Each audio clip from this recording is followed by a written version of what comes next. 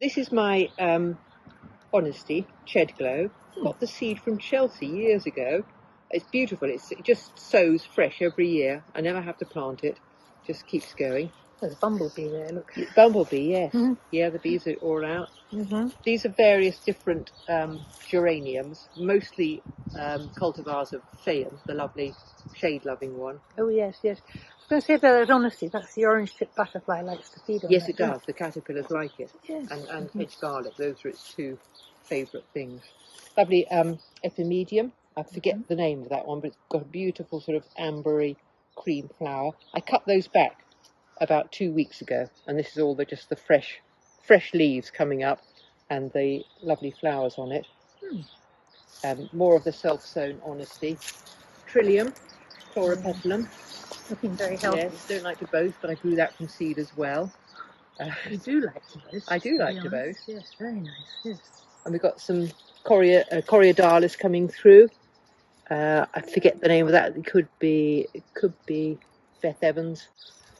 And some lovely little hepaticas. That's a lovely pink one there. Very small, Laura.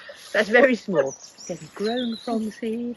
Okay, a bit more boasting. Pulmonaria blue emptine. Yes. Yeah, really the best. I love blue emptine. Very smart. Yeah. Some ferns coming through. Again, that's one of our native ferns, Splenium. More hepaticas in white this time. And then just behind it, this is one of our native hellebores, the green hellebore here. I mean, it's not showy, but I love to mix the native woodlanders up with a few cultivars. Yes, we're supposed to grow native plants if we can, can't we? Aren't they better for pollinators generally? Yeah. And not too much for pollinators, more for caterpillar food. Ah, right. Okay. That's the Euphorbia dulcis, which I grew from cuttings from your spring garden years ago.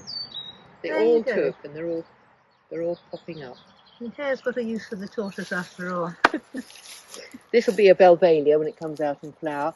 It's like a sophisticated grape hyacinth, and it doesn't spread.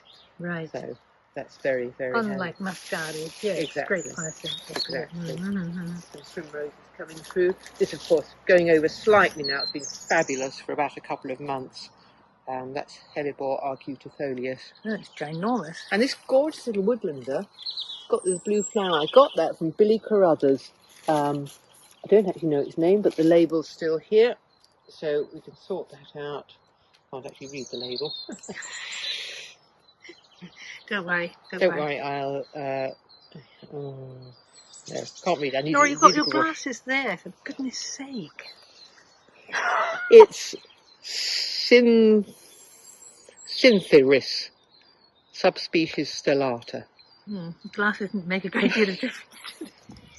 Well, it's very pretty though. It's a lovely blue. It is, lovely scallop leaves. It's a violety blue, yes. Well done, Billy. That's Billy at Binney Plants in Westlothian. Yeah. And this is another of our native hellebores. This one's Foetidus. And it does wander a little bit, but lovely, pops up all over the place.